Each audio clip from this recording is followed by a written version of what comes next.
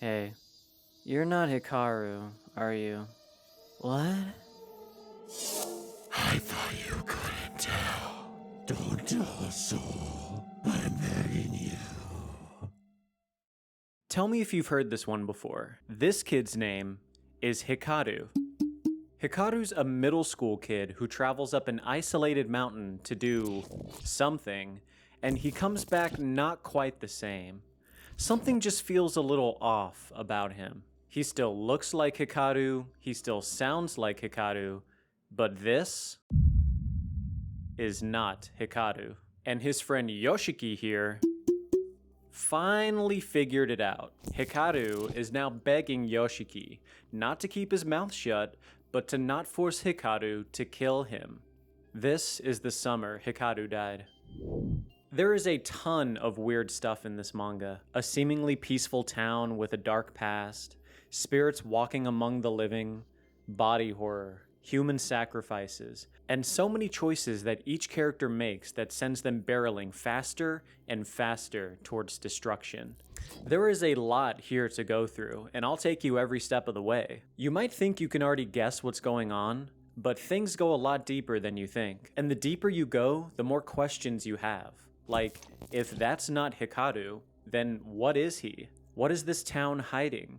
Where does it end? I will say, we don't have the full story yet, but I think we have more than enough to piece all of this together. Come with me, let's go. Okay, so like we said before, this is not Hikaru. But at the fear of losing his life, Yoshiki agrees to keep his secret. Besides wanting to stay alive, Yoshiki has other reasons for keeping this new Hikaru around that we'll get into later. But before that, let's dig into this a bit more. Hikaru and Yoshiki live in a quiet small town nestled in the woods. The art does a great job of showing the serenity here. The cicadas chirp through the warm summer nights. The heat of the bright sun beats down during the day. Kids walk home and ride their bikes around town. It's a tight-knit community that gives a great contrast to the fear and terror that Yoshiki feels every day. His best friend Hikaru is seemingly gone, and what's left is this thing. The last time Yoshiki saw the real Hikaru, he said that he was going up the nearby mountain, but wouldn't say why. And what's really interesting is that the Hikaru that came back is actually almost normal.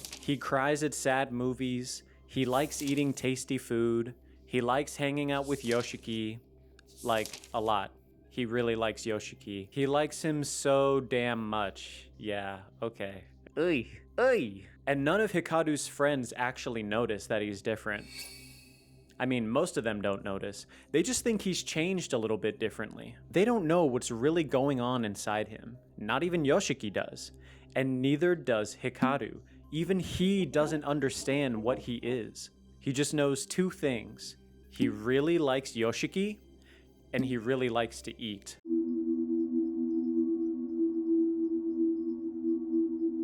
Okay, I'm gonna be honest, I can't think of a good segue, so Patreon! If you go to my Patreon, you'll see behind the scenes for every video that I make. You'll get to see the tools that I use, my creative process, and I'm planning on having exclusive videos on there that are a little bit too much for YouTube, if you know what I'm saying. I talk more about those videos in an audio log that I posted on Patreon last week. So if you want to check it out, it's right there. Patreon.com/Sriracha. It's $5 and there's a 7-day free trial too if you sign up now. So check it out. Link below.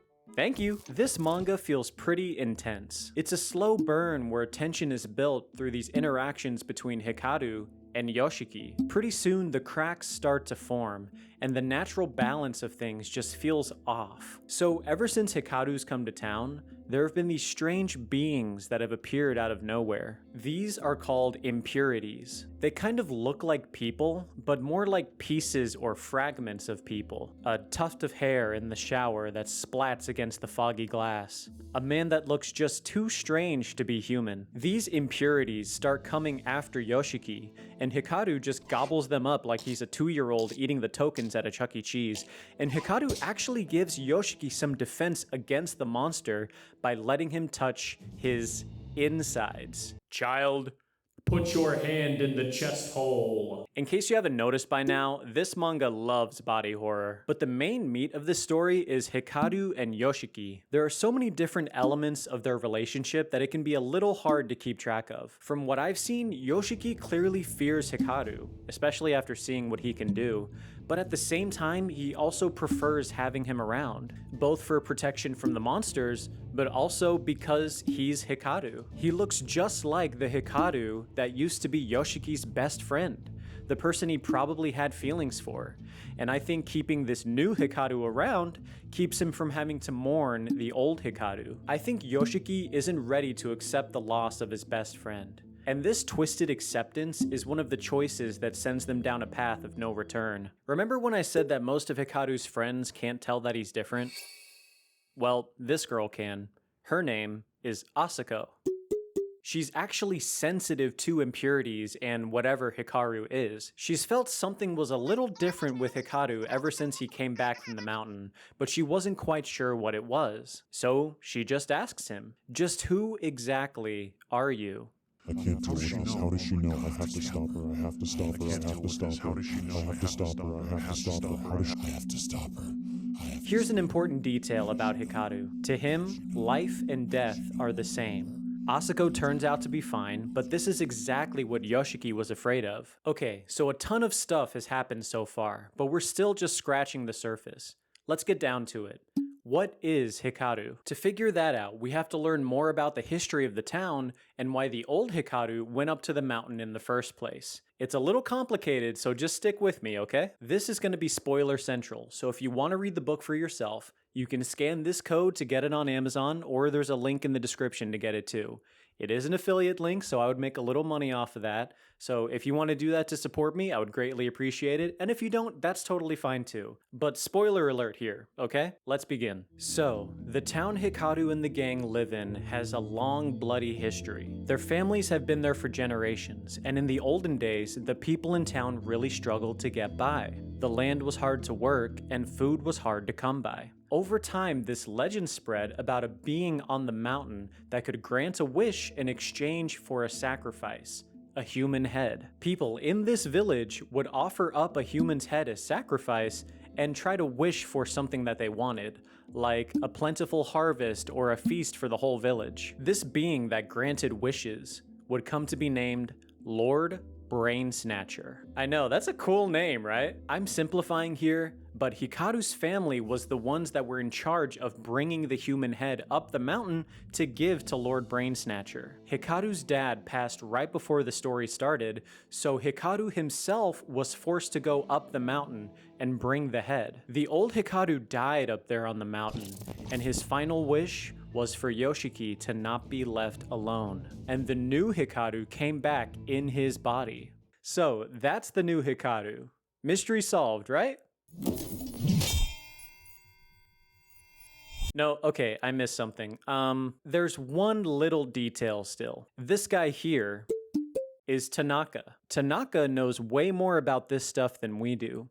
He was brought here by a secretive company and is investigating all the impurities in town. Also, he cut off Hikaru's head like that to make sure he wasn't human. He's a nice guy. Hi, I'm editing real quick. I just wanted to clarify. Tanaka cuts off Hikaru's head, but Hikaru's still alive. He can, put it back on. You know how it is.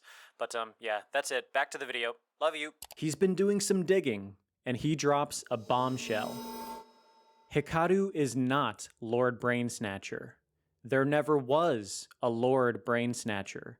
He doesn't exist.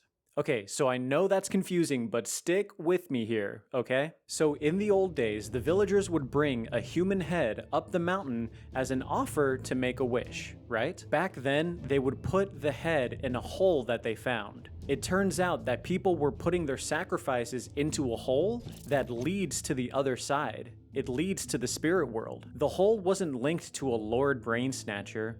That's just what the villagers decided that it was. They created an explanation for the hole and a ritual to go with it, but that's just part of it, okay? So, Hikaru is a being from the other side, but he's not an impurity. He is what's called a spawn.